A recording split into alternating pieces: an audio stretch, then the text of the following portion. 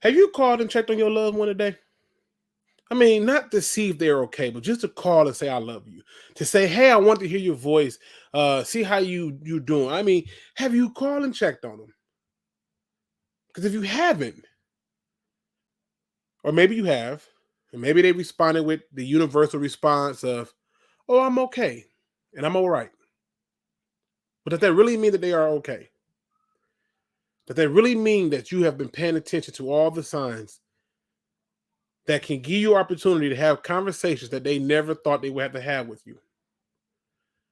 Somebody right now is listening to this and they're having thoughts that they should not be having. Somebody right now is listening to this and they're having a hard time. Maybe they lost their job. Maybe they lost a loved one. Maybe they just don't know why they feel the way that they feel. But I'm here to tell you that it's okay. If you are somebody who's having thoughts of harming yourself and you don't know what to do, just simply reach out to the National Suicide Prevention Lifeline at 1-800-273-8255. And if you are someone who knows someone who may be dealing with something, you too can contact this number, get assistance, and get questions answered on how to help, how to recognize the signs, how to spark the conversation. For those of you who are battling depression, anxiety, and a host of other things, you are not alone. Okay? If you don't have enough courage to reach out to the National Suicide Prevention Hotline, then reach out to me. I will go to war with you. I am all about the smoke. Give it all to me. Okay? And we can go through this together. Because what I want to do is hear from you, not about you.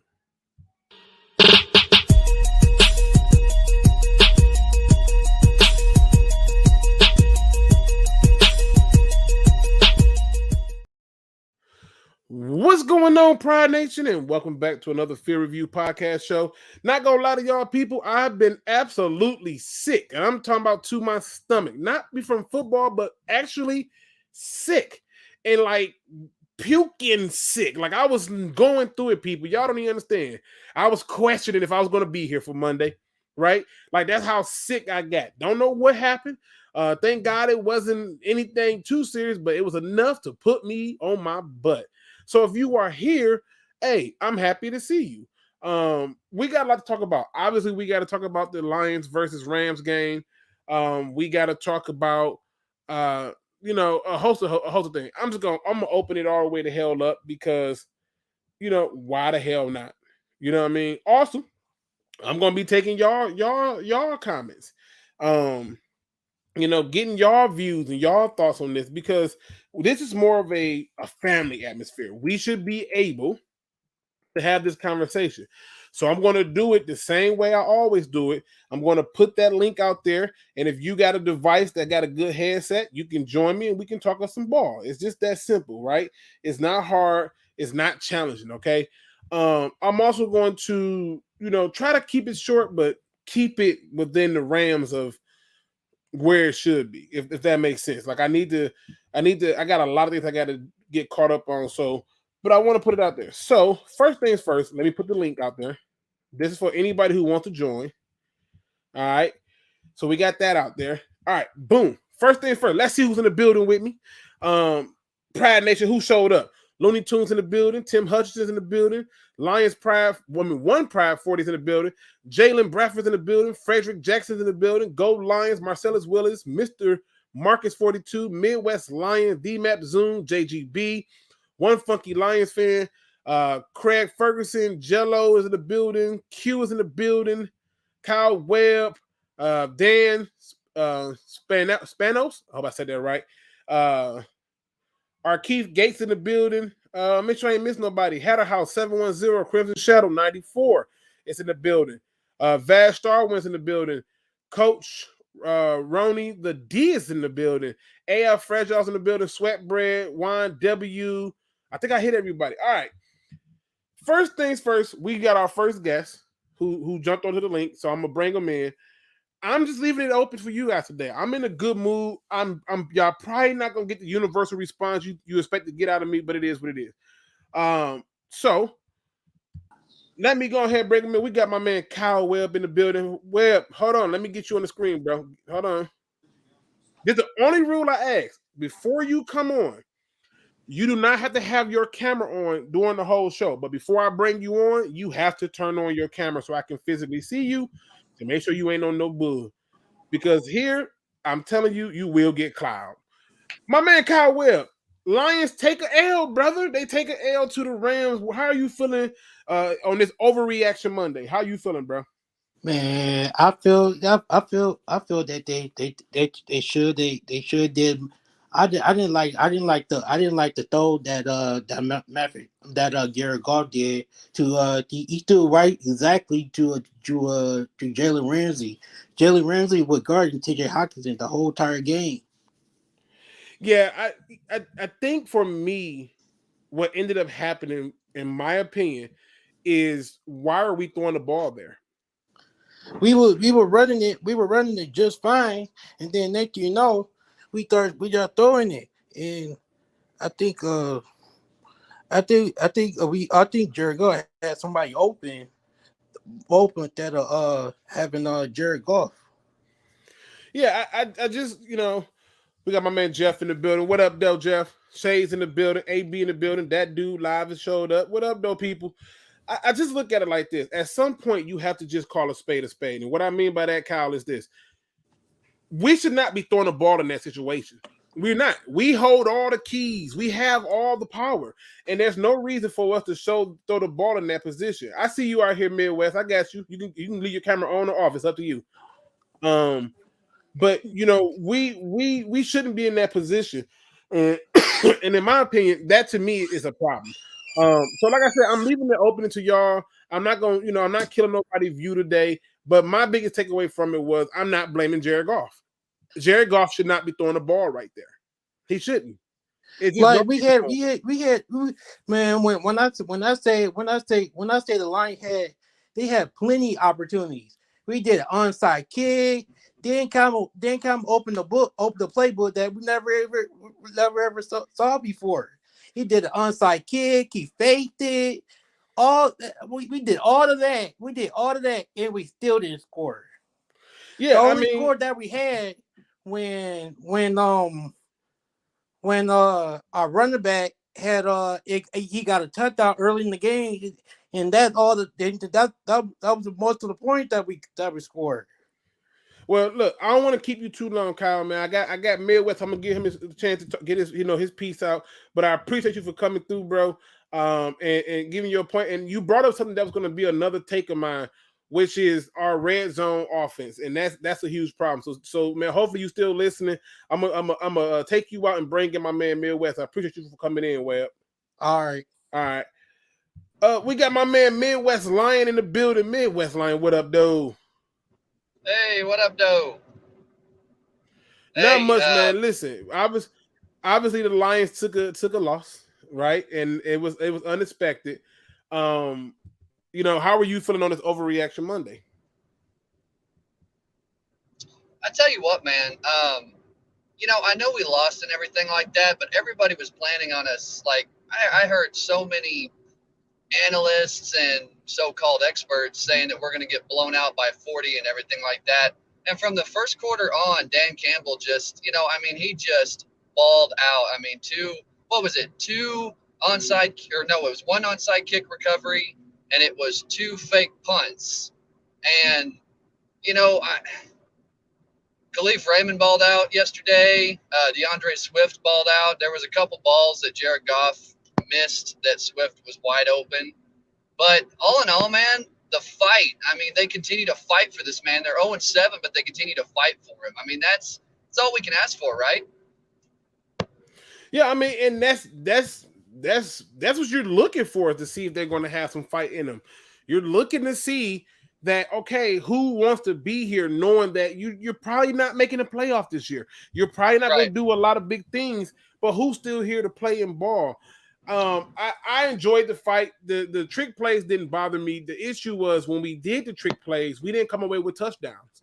Yeah, and so it was field goals. We can't do that. Against Stafford. I mean, we had him here for 9 years, man. We can't come away with field goals. We got to find a way to get in the end zone. And that's where I had an issue at.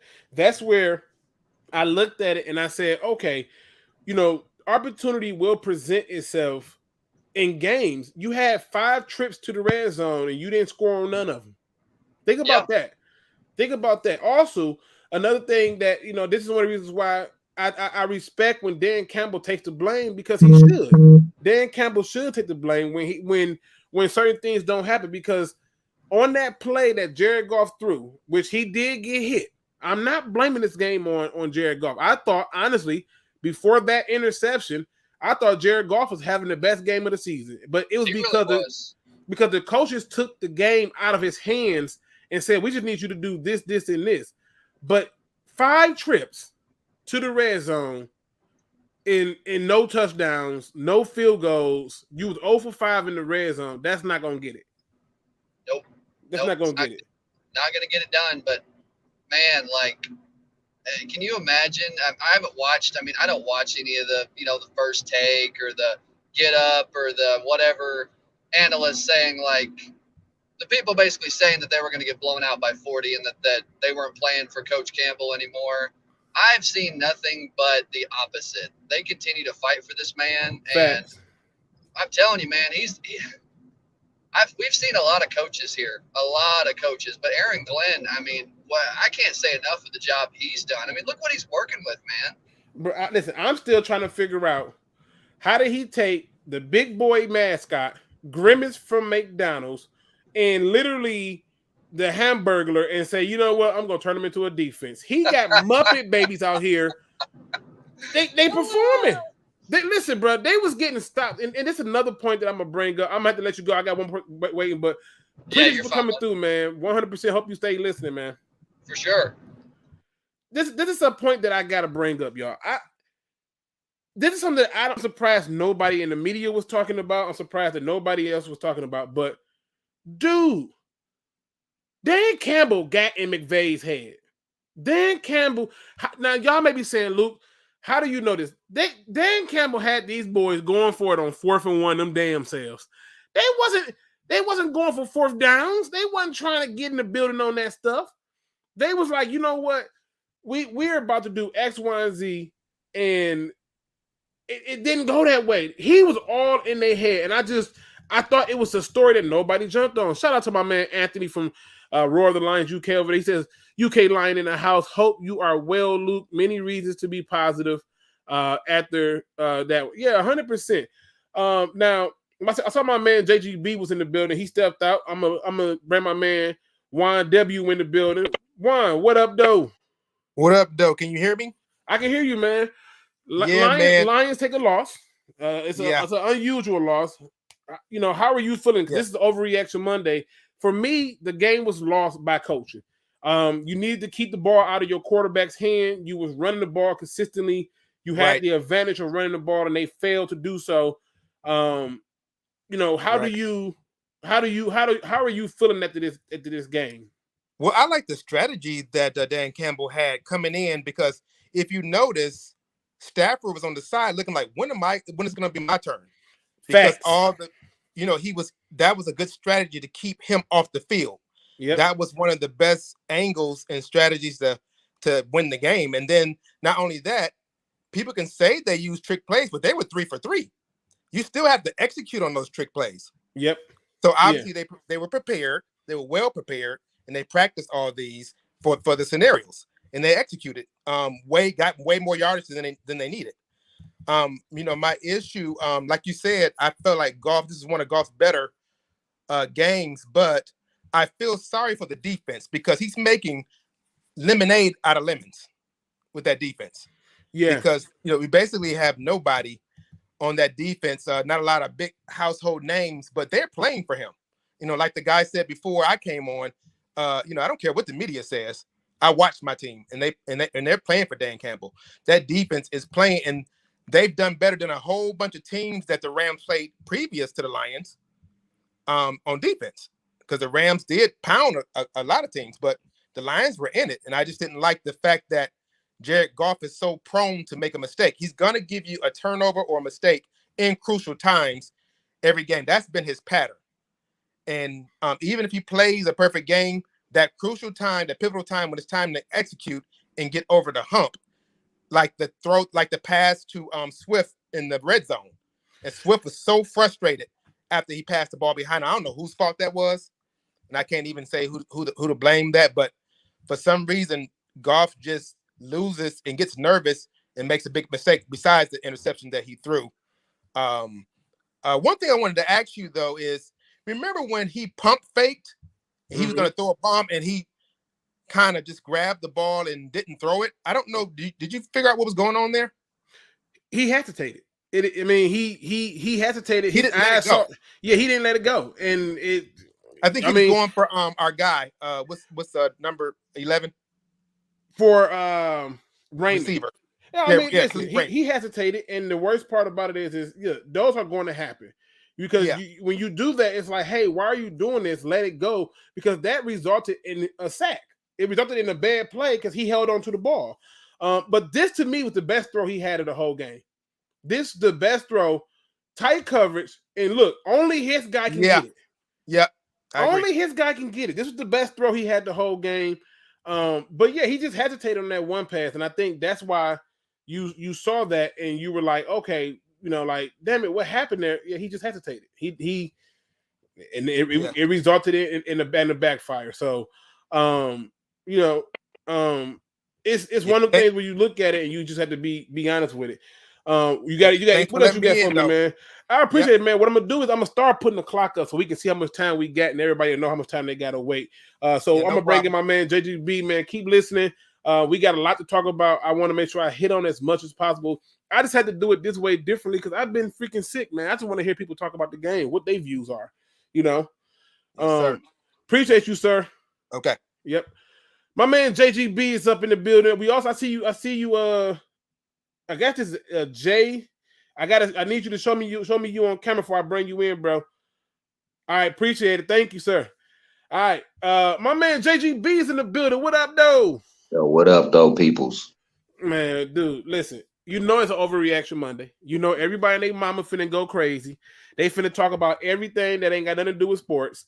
And they're going to do it to a point that, that don't make no sense. What is your thoughts on that game? Because I walked away not blaming Jared Goff. I walked away saying that the coaches need to not put him in that situation.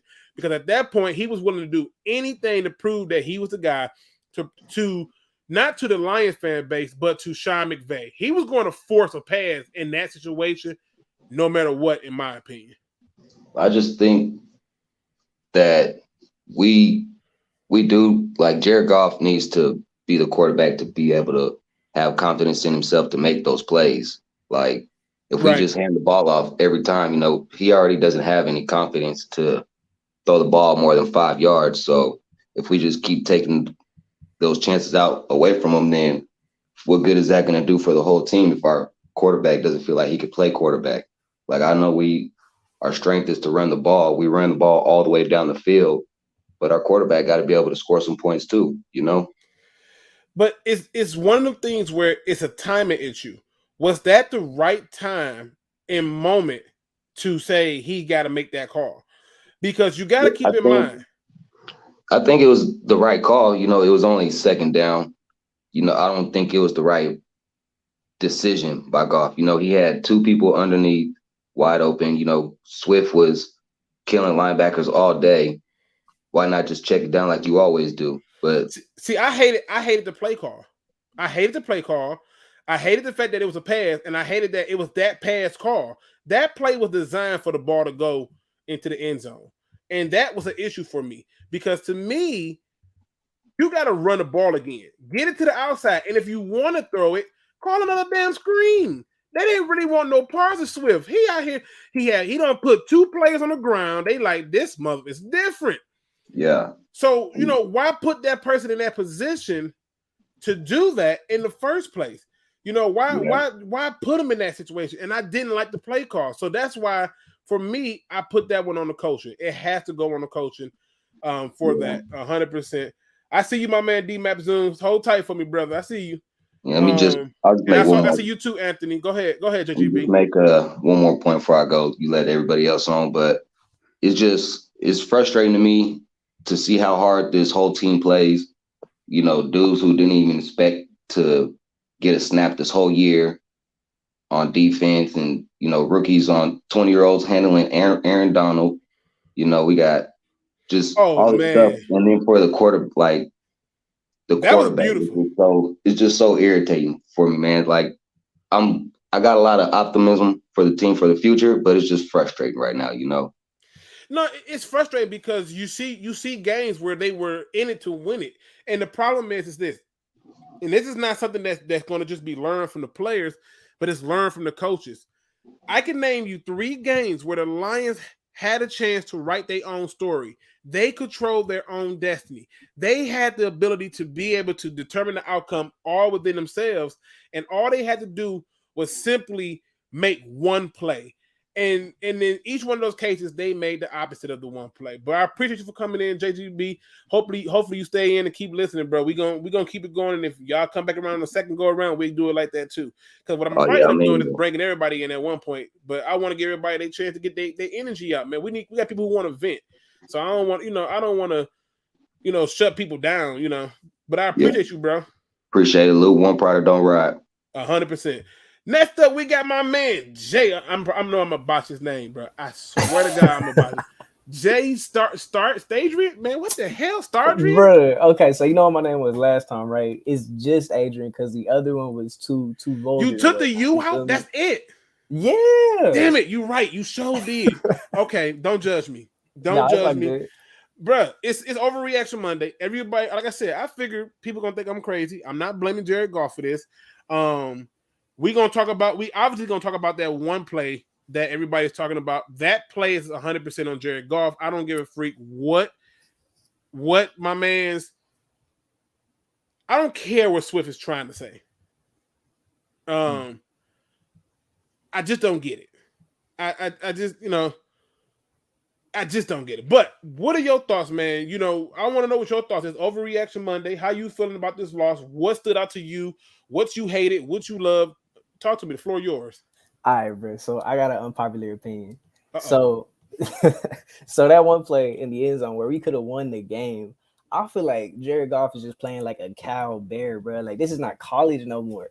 So I understand maybe a bad play call, but what if Jared Goff acts like an NFL quarterback and makes that throw and it's a touchdown and we beat the Rams? The confidence is up and we might get a different Jared Goff for the rest of the season. Because if you think about it, that's the only thing really holding us back. The defense balled out. The run balled out. Like, it was on Jared Goff to not lose us that game. And he showed us that he is who we thought he was. Now, I will put it like this. I hear you. I'm not denouncing what you're saying. The protection broke down way too fast for him to make that throw. It was no way for him to make that throw under no circumstances when your protection broke down as fast as that did. That protection broke down so fast that I'm still trying to figure out what the hell happened. Like, I don't even think nobody touched him. I don't think nobody pushed him. I don't think nobody gave him a whisper in the ear or nothing. I think it was just too fast. Now, what I'm going to do is I'm trying to line it up on the video so we can look at it in real time. I know that hindsight is 20/20. I'm not oblivious to this, all right? But that play, when I tell you that protection broke down bad, and the sad part is I think they left in 6 people and they still got home. So, But he don't even gotta make the throw there though. Like, you could take the sack too, but throwing it in now that is true. But I want to show you it in full time. All right. And then I still got 2 behind you, but I want to show you it in full time. Let me make this big. I don't want nobody to say I'm cheating you. I just think that what happened was too damn fast for anything. This is the real full time. Right. I just want to know, where was he supposed to, how? Okay, looking back at it, you're right. I'm not gonna look how fast this happened. Yeah. By the time he planted his foot, look at this. 1, 2, 3, 4, plant, boom. What the? Come on, bro. Like, there's no way. Like this whole, look, my man Jonah Jackson get beat with a good hand. Like, first of all, y'all don't even understand how beautiful this is. I gotta find. Let me make this big. I want y'all to see how beautiful this is. Okay. what Aaron Donald did, and these are the things that I look at. That y'all be thinking I be like ain't know about for nothing, but just look at this. Watch the hand action on Donald. Did you see that? If you didn't, let me show you. Hold on. Let me just slow it down. I need y'all to see how he completely just got rid of Jonah Jackson's hands. He was like, you know what? I'm finna empty hammer you. Okay, you can't touch this, and I promise you that you ain't finna put no hands on me. Now, the only thing that I will say is this: you gotta focus in right here. Watch the hand action. Woo-hoo, that swim move was beautiful. That boy tough. Now I'm finna show you something that's even worse, because this is in slow-mo. Look how fast this shit is in the slow-mo, bro. Where did he have time? Why are we calling this play? I saw Swift open though. You could have dumped it off. Bro, tried to. Look at this. I'm giving you the benefit of the doubt. Swift just came out right here. His head is turned. If he tries to throw it, there's a defender here. There's a defender right here. They're gonna just jump up. He's already on his hip. Are you saying he should have looked downfield then if he didn't have that much time? What I'm saying is this play should have never been called. Fair. It should have never been called. Because you got to keep in mind, they were going to come on this play regardless. They have been kind of conservative for the most part. They were going to come at this point. You can't call this play. You got to run the ball here. And like I said, this is in slow-mo. Look how fast that is in slow-mo, bro. Like, he had no time, dog. I'm sorry. And then look, to prove my point about them jumping, watch this. What does he do? He jumping.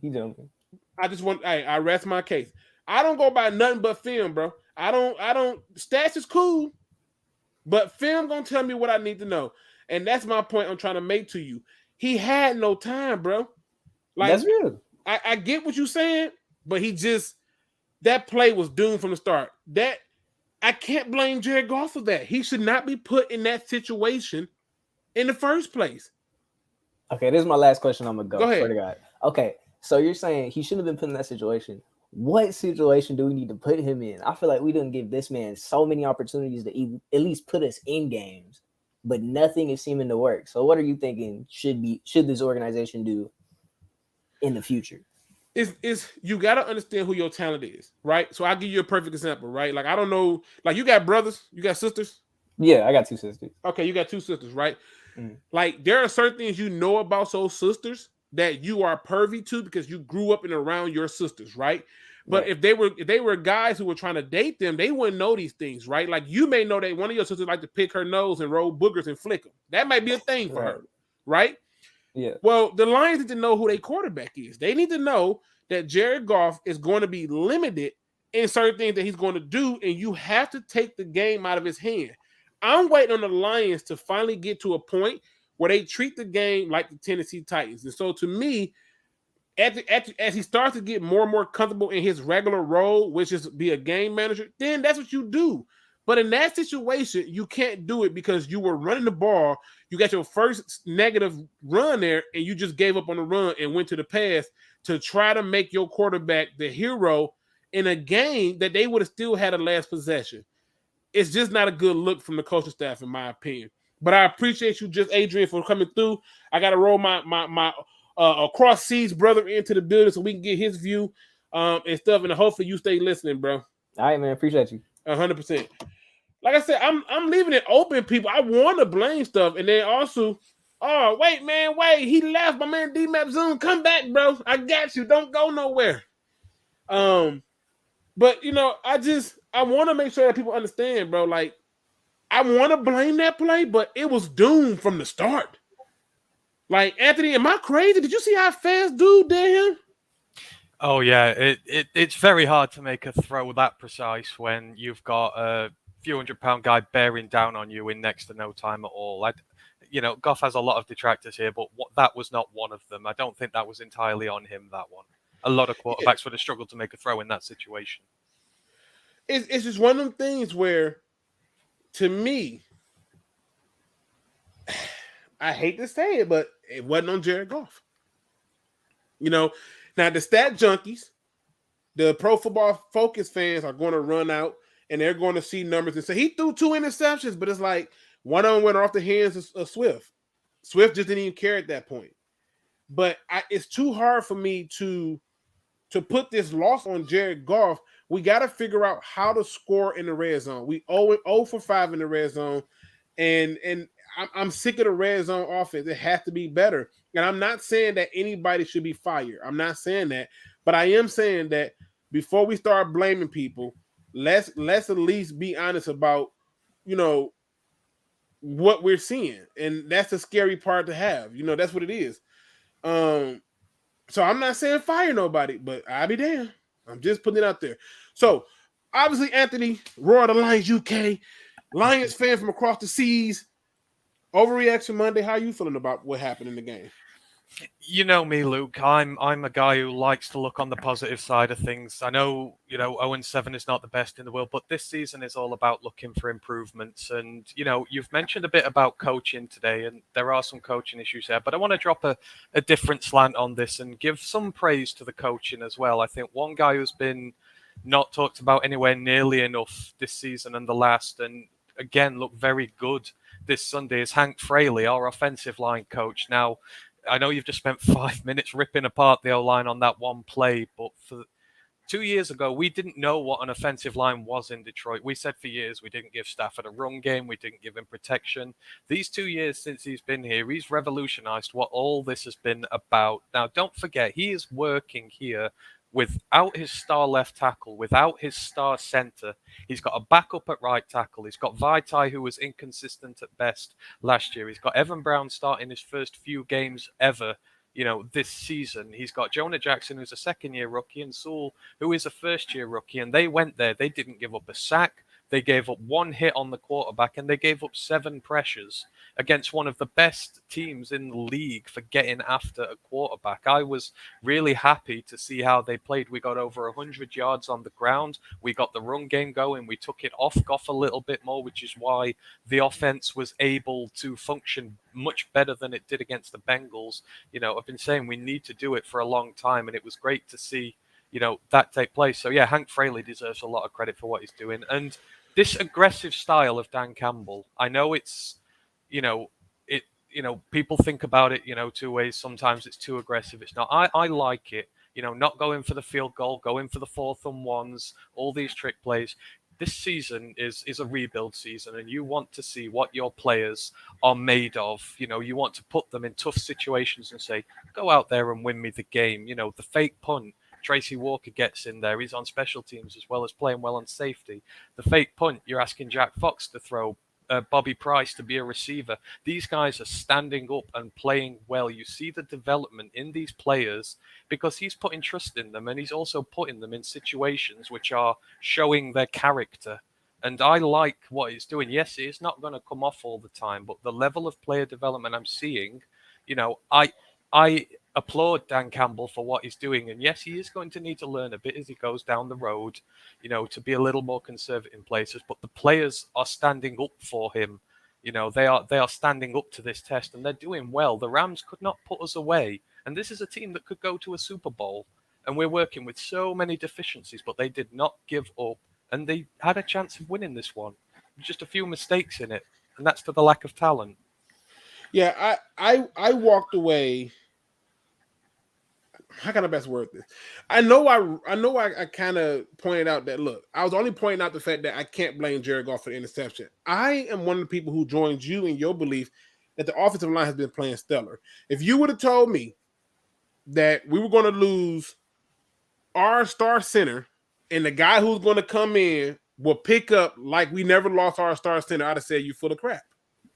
Exactly. Right? If you would have told me that we were going to have to put in a guy who has only been playing right tackle for a few years after being switched from a DN/D tackle, I would have said, you're full of crap. If you'd have told me that our rookie left tackle would have been able to hold his own against Aaron Donald, I'd have said, you're full of crap. Right? The thing that I look at when people say that the offensive line is bad, and I'm doing a whole review on that because I don't believe that the offensive line has been as bad as people point out. and to kind of give you a little bit of perspective on it, is you have to look at things different. So, for example, Matt Nelson has taken 483 snaps. That includes the snaps from yesterday. The penalties are unacceptable. He's got 3 penalties. I get it. He's given up 2 sacks. I'm not even ready to say that he's given up 2 sacks per se, but you know what? Let's say he did. And 483 snaps. My overall view is you're going to have people giving up bad plays. I don't care how good you are. Patrick Peterson gives up bad plays. Tom Brady gives up bad plays. Everybody gives up bad plays. Our offensive line, in my opinion, is exceeding my expectations. Taylor Decker not in there. Frank Ragnow not in there. Right? You got Megs. You got a guy in the name of Evan Brown who they picked up off the damn streets. Just woke up like, we need a guy. You could be that guy. And he's doing this damn thing. But I just don't know why there's a hate for the offensive line. I don't get it. I don't understand it. And it's crazy to me. So I'm in agreement with you about the offensive line. And I'm also in agreement with you about the fight in them. And it's beautiful. You get a lot of love, man. James Brown says, wow, Anthony. He said, your analysis is so much better and much more realistic than 95% of the Detroit sports media. Thank you. I appreciate that. I have to do my knowledge as a British person. I've got a big, a lot to learn about the game, so I have to make sure I get it right. It's always going to be a learning curve, in my opinion, because, like, to me, I never stopped learning. But like I said, before that play, I thought he did great. I do got a guy coming in, Anthony. I'm gonna put you in the back if you want to hold tight back there for me. Yeah, no, I appreciate any time to talk to you, Luke. It's one of my favorite things. So yeah, thank you very much. All right, hold tight, man. Don't go nowhere. I'm gonna put you back. Hold on. My man D-Map Zoom showed up and he came in ready to rock and roll. He got on the fancy headset, I'm gonna bust your ass and Call of Duty cheer. He's ready to rock and roll. D-Map, man, obviously it's Overreaction Monday. I'm not trying to defend nobody. I just go by what the film say. Man, I'm gonna say it ain't fancy. Trust me, I had this thing for years. It's nice, man. You got some nice stuff going on right there. Is that Alienware? What is that? What you working with? Oh no, I said some basic I found on Amazon. They don't sell them no more. Okay, listen, hey. All right, so listen, give me your reaction, man. It's obviously the Lions took a loss to the Rams. I know we don't do moral victories and all that good stuff. But what did you see in that game? What did you like? What did you not like? What did you hate? What did you love? Like, what is it?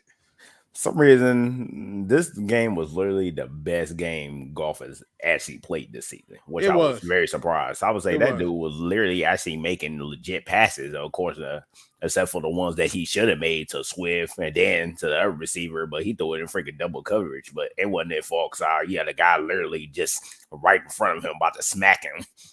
It's like, it is what it is. But man, getting to the red zone so many times and only getting mostly field goals, 9 out of 10, you ain't winning that game.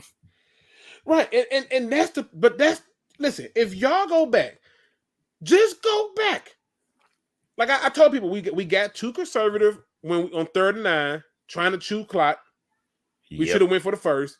That's against the Ravens, right? And then the Ravens never get another possession. We don't got to talk about it.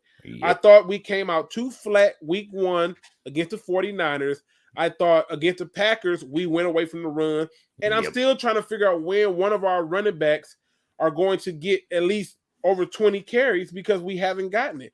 And so one of the things that I've been pointing out when it comes to Jared Goff, because everybody like, oh, you just hate Jared Goff. No, I go by the film. He's frustrating, and it ain't just me. Their own damn website people had to criticize him.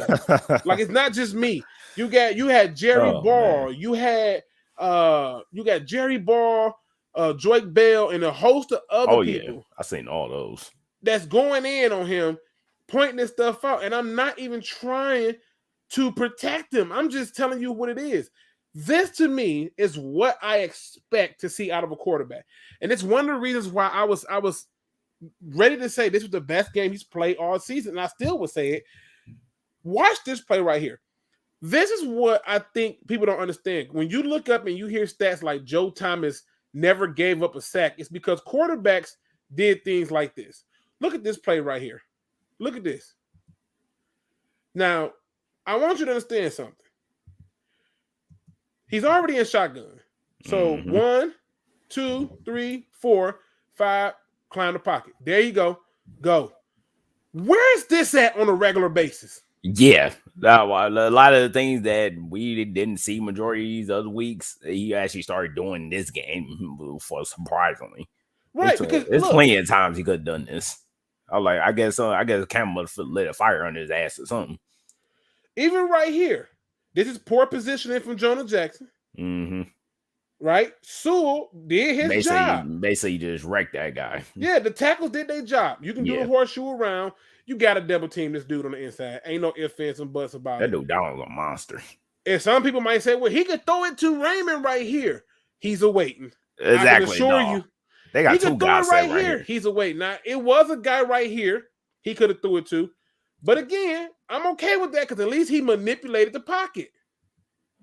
Yeah, where was all this the first 6 weeks? That's what I want to know. I guess it really took everybody basically getting in his ass to basically say, bro, you either start step it up or your ass gonna be on the bench.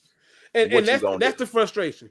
That's the frustration for me on when I talk about Goff. My expectations for him was already low and he wasn't meeting those standards. But yesterday's game, he played really well. And I can't blame him for that interception because we should not be calling that play.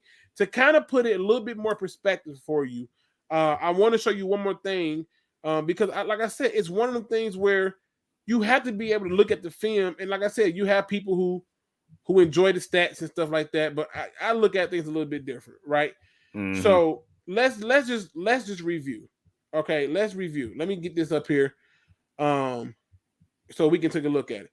So I like to look at the play-by-play call. I like to see what happened, what transpired, what was the situation. Now, y'all got to understand. All right, y'all got to understand. There is a few things that's going to occur in this game.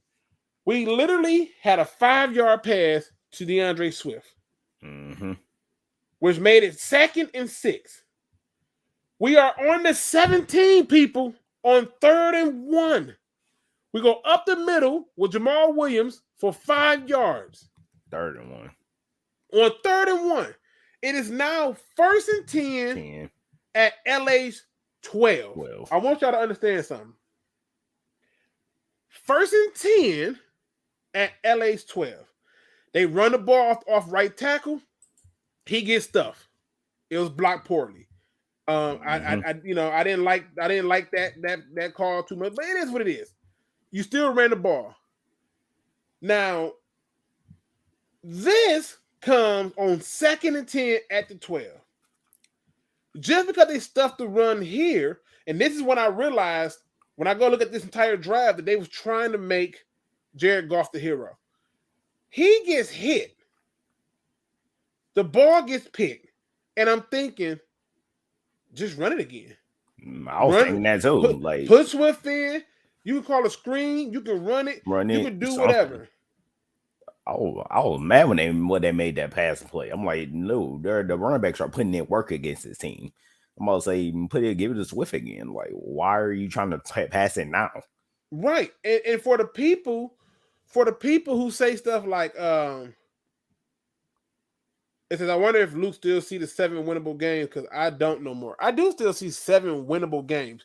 One of them, it might be going down to 6 if Russell Wilson come back. I'm just gonna put it out there.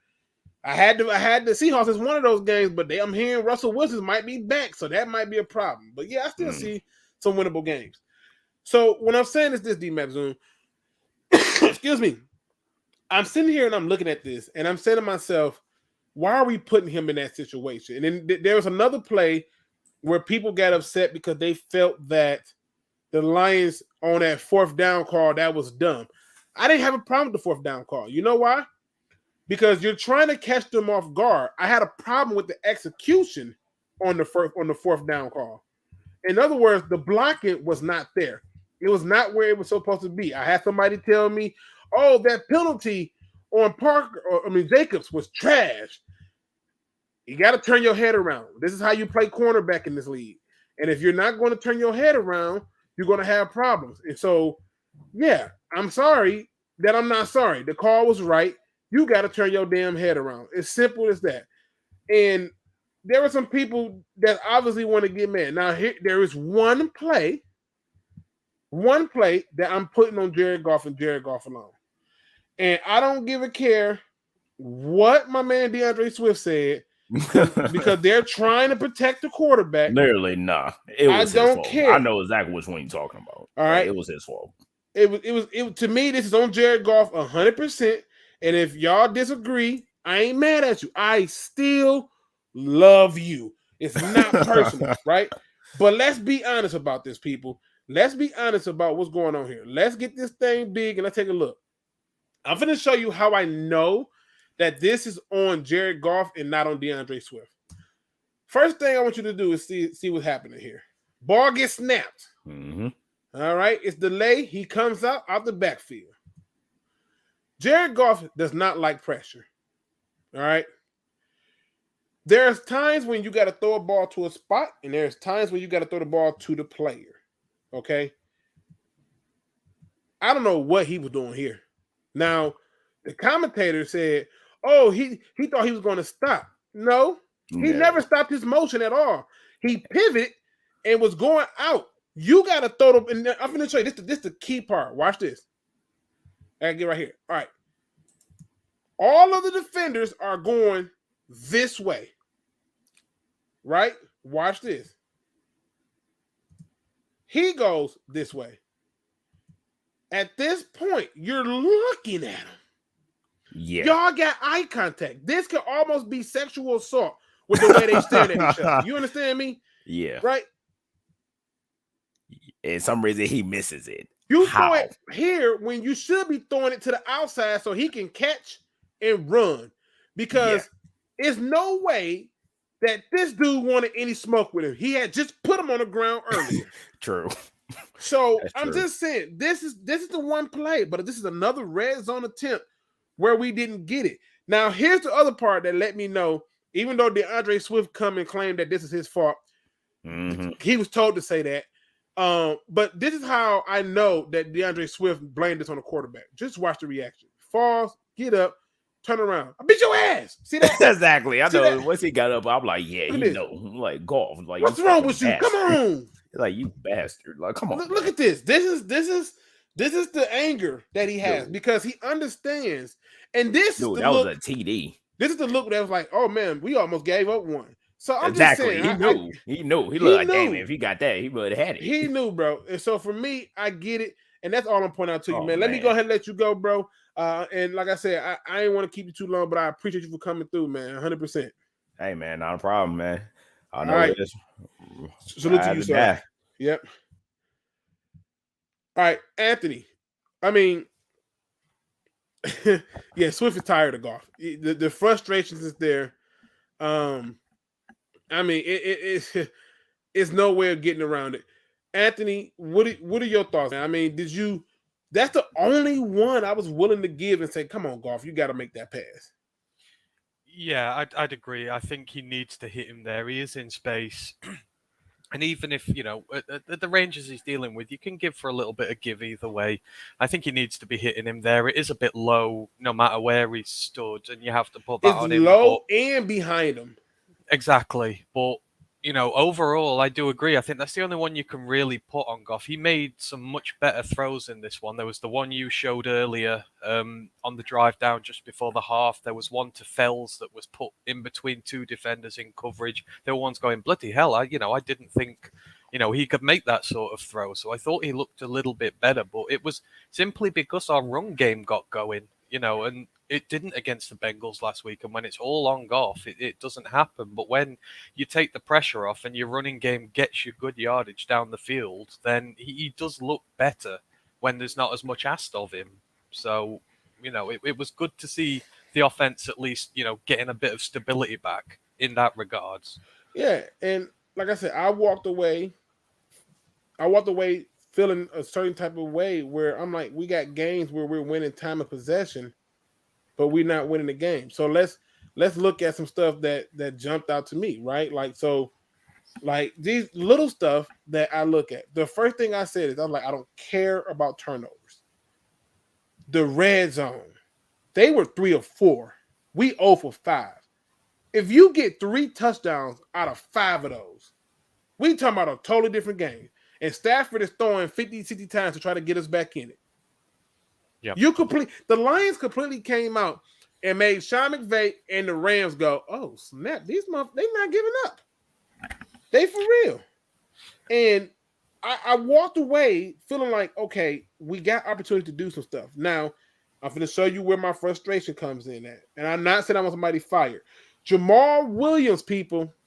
Jamal Williams at halftime had 5 carries, 32 yards. His longest run was 12. That's a 6.4 yard average. DeAndre Swift, 6 carries, 27 yards, 4.5 yard average. At halftime, people. Halftime. I want y'all to think about this for a moment. We got one back with 5, one back with 6. Right? Let me just go ahead and get this thing over here. All right. Now, I'm not the best person when it comes to math. In fact, some have even called me downright crazy. If Jamal Williams had 5 carries at halftime and finished the game with 12 carries, that means for the remaining 2 quarters, he got 7 touches. Am I tripping? No. Okay. You're correct. I just want to make sure my math is still there. Just want to make sure. And if DeAndre Swift, a guy who had 6 carries at halftime, that now in essence turns around after going through all of that bull that he had to go through, he turns around in the game with freaking 13 carries. 13 freaking carries. That means he finished the game with 7 touches in the second half, correct? Correct. Okay. So, Luke, what they got to do with anything? We didn't ride the hot hand. We were told as a fan base that we will ride the hot hand. This is another reason why I don't blame Jared Goff for this loss, because Jared Goff wasn't the hot hand yesterday. DeAndre Swift was. Jamal Williams was. They were getting tired of running into them boys. How is it that they end up with 7 carries total split, 14 touches between the 2 of them? I don't even count this. Let's take this stuff off. Take this reverse out. Take out CJ Moore's run. Take out the 3 runs right there, right? So if you take out those 3 runs, they got 20. Excuse me. They got 25 carries, right? Yep. 25 carries. And then we know that one of the big runs on there was the 28-yard run. We taking that out. We're going to take out the 3-yard run from the quarterback scramble and the 1-yard run from that. Okay? That means that they had 105 yards of rushing between them 2 running backs. And we come up to the line on 2nd and 10 and call a pass play. Why? What's the reason? What's the logic?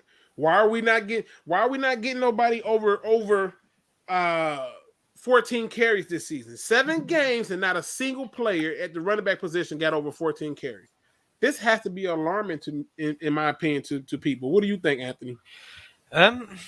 It is an odd one. We do seem to move away from it, even in situations where we don't require, doing so. I mean, against the Bengals last week, we were in that game for a lot of it. We seemed to move away from the run. This one, we were in it for most of the game, and there seemed to be times where we went away from it. I think the unfortunate thing for Williams, I think they use Swift that much in a receiving capacity in games that, that seems to give him the edge in going into the backfield, because there's so many times they'll send him up to line up on the line and they'll use him in the receiving game. I do agree. I think Williams gets a little hard done to. I think we need to be in a situation where we start using them both a bit more as well. Matt made a really good point on our pod, saying sometimes it is a bit predictable to another team what's happening when you put certain guys in there. Williams bulldozers up the middle. Swift sometimes tries to get to the edge, go outside. Teams can pick up what we're doing in that regard. So I don't see why we don't use both of them. Just get the real box of tricks out there when it comes to the running game. Make them guess at what we're going to do and keep going with it. But, I can only think they're trying to, mix it up like this. Is both of them have got little knocks in there. They're trying to, keep the mileage on them, try and stop them getting hurt. But Williams does need to be used more, I believe. It's just because Swift in the receiving game, I think that's why he's getting a few more carries, even when sometimes he doesn't maybe deserve them because of his rushing performance. So, I mean, the dude's like nearly 400 yards receiving this year, Swift is. That's how much they're using him there. I mean, but where's the plays at like he's Alvin Kamara? Where are those plays at? The send him out in motion and line him out there like that. You say we ain't got no receivers. There he is. Put him out there. Put him out there. In fact, I've been arguing for the last 7 weeks, the offense is more explosive with Swift. I understand that Williams is a better blocker, but the offense is more explosive with Swift. It just is. And the more that I look at it, the more I walk away saying to myself, hey, when are we going to start to take advantage of those things? When are we going to jump out and start getting on top of that? And I don't see us doing it. And I'm like, I've been screaming for a screen this entire time. And when you finally call it on a blitz, look what happened. Perfect play, lined up, off to the races, touchdown, which is another reason why I don't buy into the stats, because that goes down as a Jared Goff 60-some yards, 63-yard touchdown pass when it was mostly Swift doing all the work. So, see, I don't know why we're not seeing anything of Jamar Jefferson. You know me. I Agree. absolutely love it. I absolutely love him, but it's not just because I really like him and what I see on tape, but it's what he brings to you. So if you want to use Swift in the passing game, as you say, as a receiver, you can have him lining out wide. You can have Williams in the backfield, and you can have Jefferson lining up in the eye, which is what he does. He can receive, he can go out wide, he can go through the middle. Teams are going to struggle to pick up what you're trying to do with him in the backfield because of his versatility. I thought that's why we got him, because none of the other guys line up in the eye like he does. And if you've got Williams in there, that we might not go to him. And Williams can catch, so you can send him out as well. Use the guys you have at your disposal. It's the guys are there, use them. If we're not got the most receivers in the world, put Swift out there and use Jefferson, because I swear down to you, he is good and he is capable of bringing something different to this offense. Yeah, I agree. I want to see more. And plus, I want to see it just by virtue of, I think we should be playing our games like the Tennessee Titans. Just to show you, I have not looked at the stats for the game, but if I'm a betting man, I'm going to take a gander, right? And I'm just curious to see the difference. In my opinion, between the Titans game that they just had and the Lions game. I could be wrong. Okay? I could be an absolute idiot about this. But something tells me that they're not relying on a quarterback in these games. And let's just look. Let's just take a quick gander. I just want to see Derrick Henry, 29 passes. Ryan Tannehill, 29 carries. Ryan Tannehill, 27 passes. And you know why this is something funny to me? Because they run Wildcat and everything. I just knew we was going to call Wildcat at some point. But then you look at the other running backs on the team. They didn't do that much running. He got 3-yard average. His longest run is 11, but he got 29 touches. That's a slow kill. Meanwhile, let's flip it over here. Patrick Mahomes is the leading rusher. The Lions have 3 running backs. Unleash them. Exactly. You don't even have to worry. This is a game. This exact thing you see with Ryan Tannehill. This number. This is what it's supposed to look like for Jared Goff. 21 of 27, 270, a touchdown, an interception, 1 sack, and how many goddamn carries? 35. So let's take out Tannehill's. Let's take out his 2, 33. Hell, take out everybody's but 29 carries. And it all went to the horse. 1 horse. Oh, and yes, they threw him the ball too. Everybody can have fun when you run the ball. He's getting off because they so concerned with stopping Derrick Henry. And this is why I'm confused and why I'm not blaming Jared Goff for this loss. Why I'm blaming Dan Campbell. Why I'm blaming Anthony Lynn. Because Dan Campbell is the leader. He's supposed to be the one to tell Anthony Lynn, run the ball. I want everything but the kitchen sink. Run it. Three-headed dragon, unleash it. And this is where the frustration come in at. And if y'all think this is a one-off, let's go through and look at some other games. Because I think what you will find out is that not only did this happen in this game, let's go and look at another game. They're not asking Ryan Tannehill to be the answer. They're not looking for him to be the guy to carry them. They're going with something totally different. Totally different. And I haven't even checked their stats. I'm just the eye test. With the eye test right here. Look at this. Tannehill 29 passes right here. They got 20 rushes, 143 yards. They just letting them run. Just run them. And in this case, you may be saying, well, he got 29 passes. That was at the end of the damn game because they had to. But they still was relying on who? That man, the running back, to do it. We can do the same thing, is what I'm pointing out.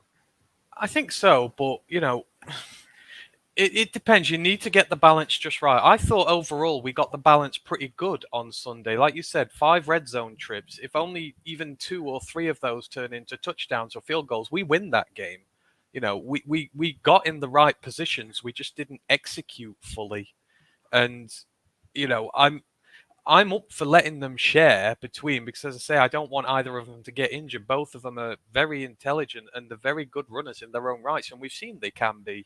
But I think the execution comes into this as well, and sometimes masks that, the running game is doing all right. And on the weeks that it does do well, we look good as an offense. I agree we could do it more, and I agree we do get away from it early sometimes. But I do think they're mixing it up okay, but I think that more could be done for sure.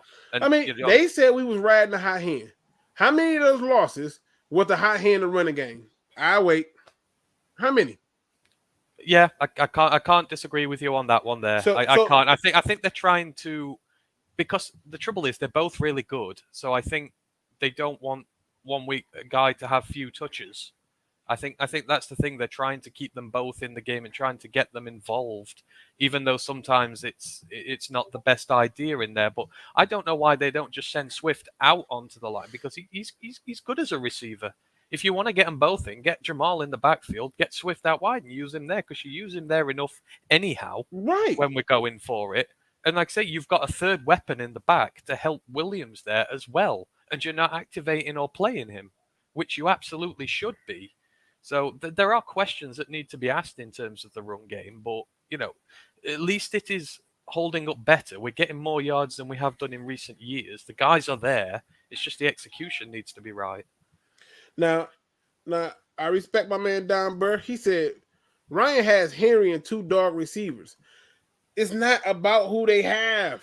They riding the high hand. If Henry's the high hand, they'll ride Henry. If the receiver's the high hand, they'll ride the receivers. But I want you to do something that, excuse me, I want you to do something that I don't even think you realize happened. Like, go and look at the Tennessee Titans, bro. Just go and do this. I wish I could make this up. But go and look at the Tennessee Titans. And the first thing I want you to do is I want you to just look at the number of attempts. That's all I want you to do. I don't want you to do nothing else but look at the number of attempts that they have in the passing game. Now, if you don't want to look it up, it's 231. I'm giving you the shot right there. 231 attempts of passing. 231. Now, this is about riding the hot hand. That's all I'm pointing out. I'm not saying that they can do anything different. I'm saying ride the hot hand. Now, Anthony, how many attempts did I say that they had passing the ball? The Titans, are we on about? The Titans, yep. How many of that they had? You said 213? I think I said 231. 231, sorry, yeah. I'll double check just to be on the safe side. I'll double check because I want to be fair. Titans had a total of 231. 231 passing attempts. You know how many rushing attempts they got, Anthony? Probably more. Let's try 229 rushing attempts. 229 rushing attempts. They are so reliant on the run game that there's only 3 more passes than the run. You talk about balance on the level and riding the high hand. That's all I'm asking. Let's talk about the Lions, though. The Lions have 276 passing attempts, right? 276, and I'm all for it. I know people could argue where they've been behind early. They've been trying to play catch up. They was trying to see the gingerbread man, whatever they could come up with. I'm all for it. You know what I mean? You know how many rushing attempts they got today? 276. Let's try 165. And even with that 165 rushing attempts that they have, they're still averaging 4.2 yards a carry for 688 yards. So why is that important? You're not riding the high hand. The Titans already got over 1,000 yards rushing. Already. And it's because they are committed to their run game, and we're not. And I'm not trying to make it seem like that it has to be the run or whatever, but I'm just saying at some point we got to do something a little bit different. Now, just for those who are joining, if you have joined, hit that like and subscribe button. Also, I do still have the link linked up there at the top. You want to join the show, you simply have to do one thing. Show me your face before I bring you on, and then you can cut your camera off. You don't even got to leave it on. But this is your chance to get it out. I ain't going to be on too much long today because I got to finish working on some videos because I'm sick of this negative talk about the offensive line. I do not understand it, and it's all coming from Pro Football Focus grades. If a person takes 413 freaking snaps and they give up, 10 bad plays, I do not care. I don't. I can make a logical explanation in my head to say you took 400 something snaps, give up 10 bad plays. That's a really good ratio. Just saying. So, says Luke, ask the chat about the name change to the Detroit. Nah, we're not gonna do that. We can't give him. No, we keeping our Lions name. You so silly. But I'm just putting it out there. To me, we should be playing the way that the Titans is playing. Everybody wants about the Patriots way. Listen. I'm gonna give y'all a snippet. So I had some people who decided to tell me that the offensive line suck, and I'm like, how? When? And they just don't care, right? And they're telling me this, and I was trying to see it. Okay, I was trying to see it. But let me just show you how Pro Football Focus can sway people. Because what I'm gonna start having y'all do when people tell y'all stuff sucks, tell them to prove it.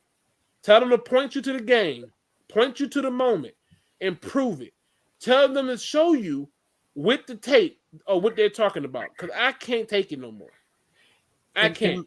In my time of watching the NFL and learning about it, I find that one of the easiest tropes that people who are trying to be negative put out there is just the O-line sucks. It just seems to be the go-to thing for a lot of people to just go, oh yeah, they've got a bad O-line, it's no good. And like you say, you really have to research it, see how they're doing. Look at the position, look at the guys who are in there. In our case, as I say, 2 backups in there, 2 rookies in there, a veteran who was inconsistent last year, and a coach who's, is in his second year here. And you've got to take into account everything that's going on. And you can use the stats here to show how little pressure they gave up to one of the best D-lines in the league with the top, one of the top NFL players at the moment. And then all of a sudden it comes into perspective. They did incredibly damn well. You're missing your 2-star guys. you've got a rookie who's under immense pressure and scrutiny from the media. You've got backups who, and the media's blaming him. We can't leave that part out. The media's blaming him, saying he hasn't been effective. I heard it on 97.1 The Ticket this morning, or was it this afternoon? It's 1 and 2, talking about that Sewell has been ineffective. I said, oh, really? You think it could be a whole lot worse if he wasn't in? I can tell you that. But Anthony, I want to show you this. I got people who hit me up on a regular basis telling me how much the offensive line sucks and how much Jonah Jackson sucks. And I'm like, that's garbage. 483. The one thing I can never excuse are the penalties. However, I know that some of these penalties are the result of the quarterback holding the ball. But 1 sack given up. And I don't even care about the sacks. That's not the issue. But his grade, this is why this is trash, and I'm not paying for it, so that's why it's behind a paywall. This went up from a 56 to a 62, right? Let's go down to Penny Sewell. I just went through and looked at this stuff. They want to say how they suck. He just went from a 58 to a 66 in one game. 483. Some of this stuff that you've seen is because of Jared Goff. But let's just say hypothetically that all this is him. 6 penalties, that suck. 4 sacks suck. But it's 483 snaps. They said Evan Brown was hot garbage. I heard the people on 97.1 The Ticket talking about if you're going to run the ball on 4th and 1, you want to do it with Frank Ragnow. Newsflash, this guy's not been a bad deal, but look how they graded him. He don't even have a C grade average, bro. At best, that's a C minus, D plus, somewhere in that area. Exactly. And again, you have to take situation into aspect with this. You say Jonah Jackson's given up, a few sacks, but last year, when he had his really good year, he was playing with a Pro Bowl left tackle and a Pro Bowl center, 2 guys who are vastly experienced, who were there to help him on the line. This year, he's playing with a backup center and he's playing with a first-year rookie who's been thrown into a situation. It takes time to develop chemistry. There are going to be teething issues where you don't sync, and sometimes you have to give away those fouls. Yeah. Well, not have to, but because how sometimes it's better to take the penalty than to let somebody get hit. And this, at one point, Pro Football Focus had the Detroit Lions. I added it all up. They had the Detroit Lions offensive line with an average grade of a 58. That's what they had him as an overall. This guy got a 58.4 for 2 penalties and no sacks allowed. But Jonah Jackson get a 62.8 with 5 penalties and 1 sack. Make it make sense, Coach. I can't do this stuff. But Frank Ragnow, who only played a few snaps, because this is about favoritism, is an 86.2. It's all it boils down to. It's subjective, and this is why I don't respect Pro Football Focus. This guy, 483 snaps. This is the other part that they're not looking at. Our guys are taking their snaps. This guy, who gave up more, is worse than I'm going to leave it alone.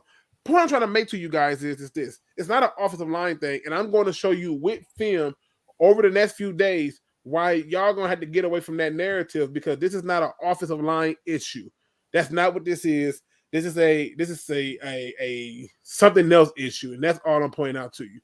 Now, exactly, and I would challenge all of the 31 teams in this league to lose their 2-star players at the 2 most critical positions, have 2 backups and a rotational guy in there, and do anywhere near as well as our line has done. It doesn't happen. This is on coaching, developing players, the likes we've not seen in a long time. And yes, there are going to be little bits that are wrong with them, but I mean, God, look at the situation. We're taking the situation into account, and we understand the pressure they're under, and the results they get as a result of that are really good. Whereas everyone else just looks at stats, and everyone throws out this tired old trope that the offensive line is trash. It's just an easy thing to say, but it's a hard thing to prove. For those who want to. I'm going to prove it. I'm going to prove it. I'm going to. Oh no, I know. But you not only is it not true, I'm sick of it, because I can show you in real time with real film where people are. He's got time. This is why I can't give him the excuses that I gave Stafford. Stafford didn't have this kind of time. Hell, he didn't have it yesterday, except for that one play. He was he was back there for a millennium. But shout out to my man JEMlive. He says Titans. Man, he got a really good channel. This dude is like Dose of Dion, but like 10 times more efficient. Now I'll tell you what I mean. He will take what should be about 30 minutes of information and squeeze it into a 7-minute video. I have no freaking clue how he pulls this off. And they are so well made. He'll definitely check out his channel. He said the Titans are doing so well because they average 5.7 yards a carry when they run it on 1st and 10. Getting ahead of the sticks like that opens up everything in the playbook. Well, here's the thing, JEMlive. You have a guy in DeAndre Swift who, for some reason, keeps starting on the bench over Jamal Williams. How about you actually give him a chance to open the game up with the run and see if you can get that same 5.7 yard carry? We got to start to give it to him in some kind of way. But we keep talking about doing things. We got to play the way that the Titans is playing. They keeping it. They're not asking their quarterback to win the game for them. They're asking him to just not lose it. And that's a difference. That's something that we need to be able to get to.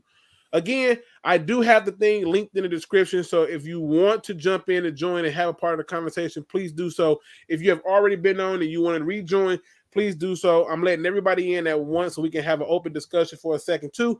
So if you want to do it, hop in. I got one request. You must show me your face before I let you in. It's just that simple. Nothing crazy. Let me ask you this, because there was a point in the game where the defense made me forget that there was nobody's out there really playing. There was a point in the game where the defense were doing things, and it was even getting dumb luck. Like that pass that was broken up by Julian Okoye, dumb luck. Although I was not like super high on Julian Okoye, still waiting on him to get going, but who knows? More playing time once they get rid of Trey Flowers might be the ticket. I don't know. But at what point in the game for you did you just say to yourself, nope, we got it right. I just got to be patient. I need to just chill. When we went behind, for one, because we've had so much trouble in years when we go behind in a game, we can't keep up, we soon lose, the momentum shift goes against us. But, you know, when we did go behind for the first time just before the half, we drove down again really quickly. We got the points differential back down to 1. And then when they came out in the second half and we stopped them, usually, you know, like I remember Packers last year, for example, we were in a close game with them. First kickoff, they returned it, touchdown, game over, done. You know, there was no effort there, whereas the defense came out really strong, stopped them, and gave us a chance to get straight back into this. And, you know, this is why I'm not as mad as some people might be. This year was all about looking for the development of the players and to see who's going to be here in the future. And I see so much fight and passion and heart from these players, especially this defense. It's easy to forget there's 3 undrafted free agents in that secondary. You know, Tracy Walker had been messed around in his positions and was inconsistent there. And all the defense is stepping up. We gave away 45 yards running total in that game. That was it. The D-line came in and did its job and stuffed the run. It took away a vital part of their effort and you know, Stafford had to throw it, and he had to work really hard to win this game for them. But the line did its job. The linebackers, you know, the decision to cut Jamie Collins was a beautiful one. You know, Matt Patricia would have just allowed that to carry on happening, him being his lazy ass bum self all season and nothing be done about it. Collins is cut. Anzalone looks like a player reborn. Jalen Reeves-Maybin had a really good game yesterday because he is a young player who wants to be here in the future, and they're giving him an opportunity. And he played really well. Barnes, we know what he can do. The linebacker core looks rejuvenated. The corners, Jerry Jacobs comes in, blowing up running plays, doing all right in coverage, gets a rubbish pass interference call against him, which the refs completely botched.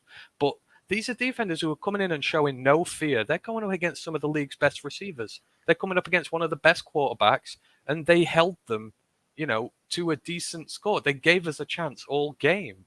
You know, I just love what I'm seeing from player development. You know, these guys are fighting their asses off for places on this team, and we have not seen that for so long now. And if you're a vet who's not pulling his weight, you're out. We'll give the kids a go, and we'll give them their opportunity. Yep. And that's the way it should be. All right.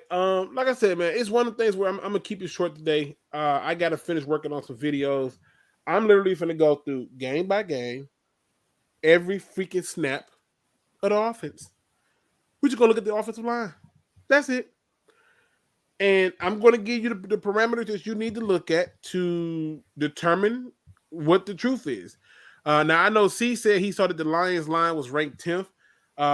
Just before, after the game that they had with the Bengals, I think the grade was I think the highest grade was Brown, who had a 59, and the rest of them were like 58 and 57. And then I added it all up and it averaged out to like 58. I was like, okay. Even if you want to get him a 58 for that game, I'm just trying to figure out, like, the film don't say that. The quarterback play show otherwise. And it's one of the reasons why people like Drake Bell went off about it, because he saw what most people who watch the film. In fact, when you listen to the coaches talk, or any coach, forget the Lions coach, you're going to hear him say, well, I'm going to go and check the tape. I'm going to check the film. Because the stats will lie to you.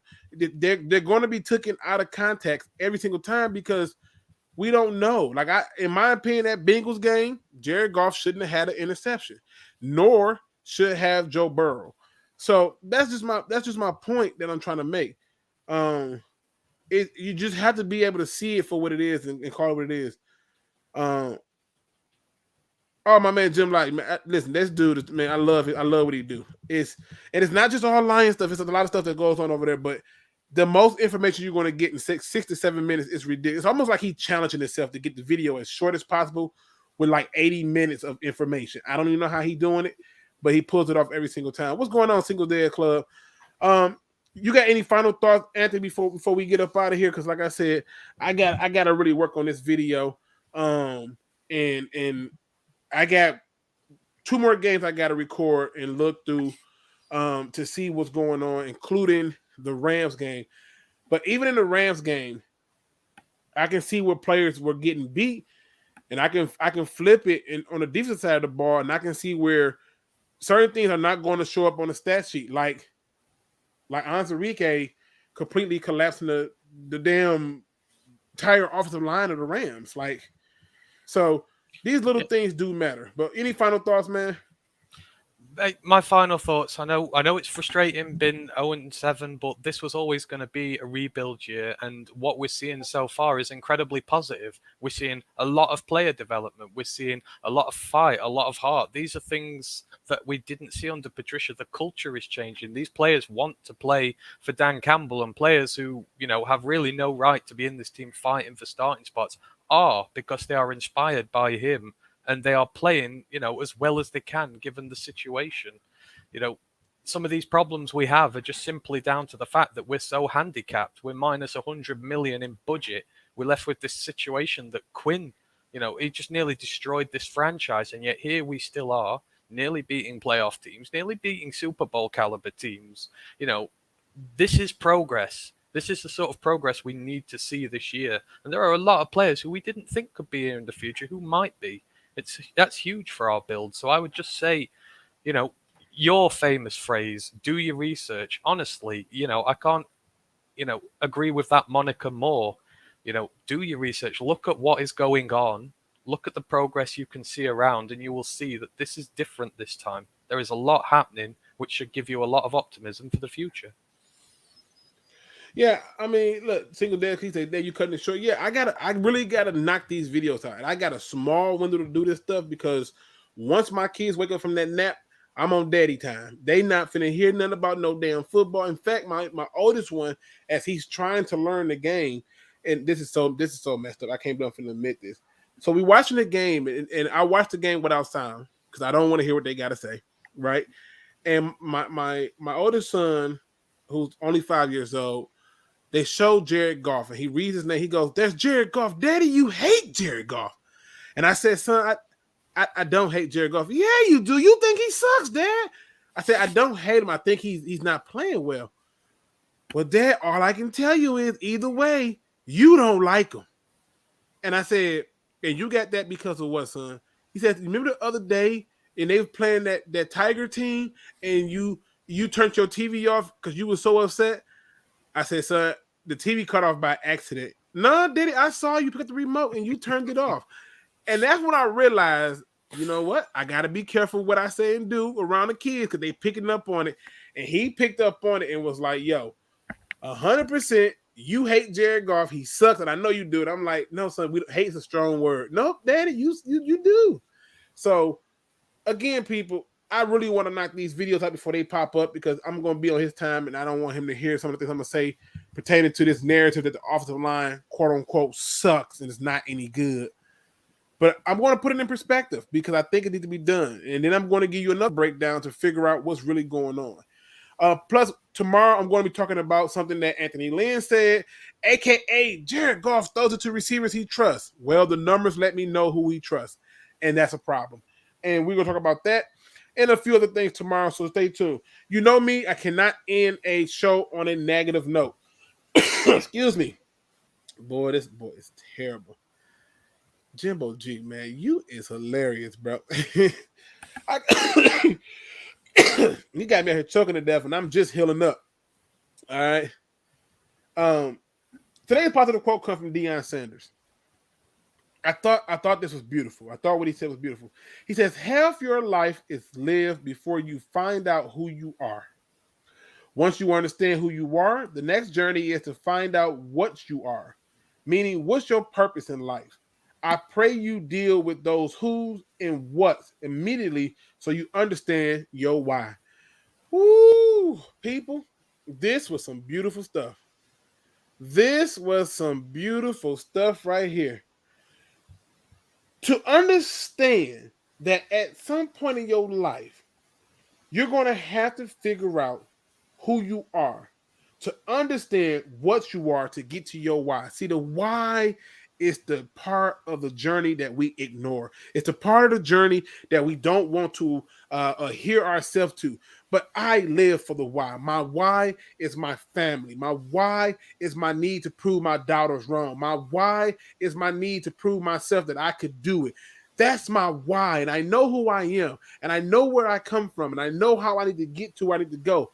My question and challenge to you is, tell me what your why is and why you haven't found the strength and the courage to go towards your why you haven't had the moment to lift yourself up and be better in the why. You need to get to your why, people. You need to find out why you are here, what you are meant to do, and do it. Do not sit there and fall behind on the belief that you can't do something because there's an obstacle in your way. It's there to remind you that anything worth having needs to come with some few challenges.